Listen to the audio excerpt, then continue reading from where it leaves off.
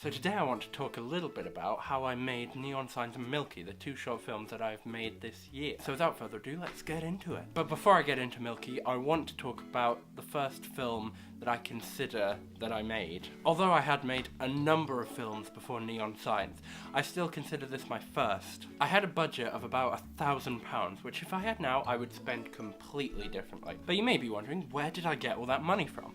Well, it's not because I'm loaded or I have a lot of money, I'm actually pretty broke.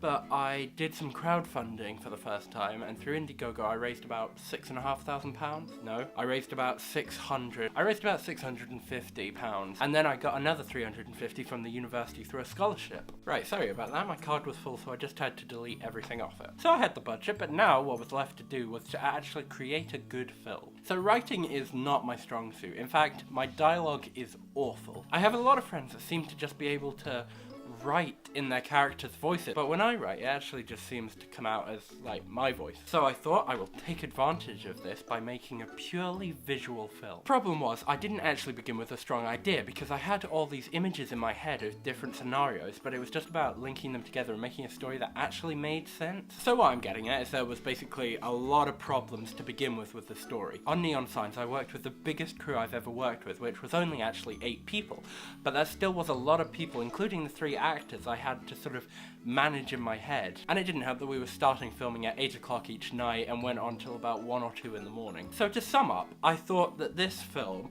the first film I've technically made, was going to launch my career. I was going to get into film festivals, it was going to be amazing, it was going to blow everyone away, and I would just sit back and cruise the rest of my career. As you've probably guessed, that wasn't the case. In reality, it just wasn't a strong film.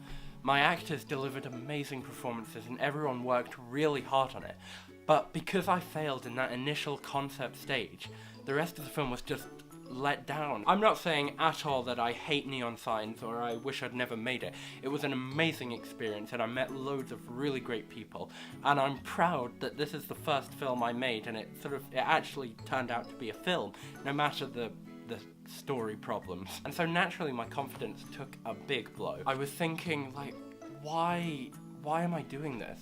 Like, should I even bother continuing to pursue this thing that I'm clearly no good at? But one of my friends actually reminded me that if I am actually counting this as the first film I have ever made, then I should be pretty proud of myself for the end result. And I suppose I am pretty proud of it. And just before we move on to Milky, if you loved that glowing recommendation and wanted to check out the film, please follow the link in the description below. I've also put it up here. So let's move on to Milky, the film I have just released. So I've been referring to Milky as my film, but it really isn't, because unlike Neon Signs, where I came up with the idea, I wrote it, I directed it, and I edited it, and I produced it myself, this time there was a group of us. My good friend Ailey had actually written a script in 3rd year for a screenwriting class we had, and the tutor really liked it, and she offhandedly said one day, "I would love to make that into a film." And I said, well, why don't we just do it? I mean, I'm not doing anything this summer. We've finished university.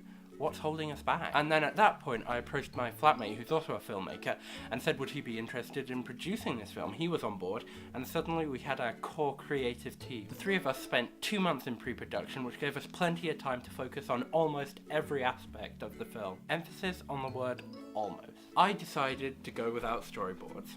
I thought, you know what, we're going for realism, let's just see what the mood brings and let's figure it out as we go along. Yeah, that won't go wrong at all, will it? So I had a basic shot list in my head without any storyboards, and so I went into it lacking the preparation that I really needed, because I like to think about the film before and try and minimize the wasted time on set by figuring everything out beforehand, which I didn't do this time. And as a result, I failed to get coverage on a number of major points in the film. This had a huge impact on the final result. It meant continuity fell completely out the window, especially as we had no one assigned to do that job. Ultimately, I am proud of Milky, however the not storyboarding or shot listing was a massive error on my part, and that did impact the quality of the final image. However, as I said, I am proud. So yes, ultimately this video is just to promote Milky, but it also provided me with a chance to reflect on these films that I've made this year. So if you would like to check out Milky on my company's page, please follow the link either in the description or up here on one of the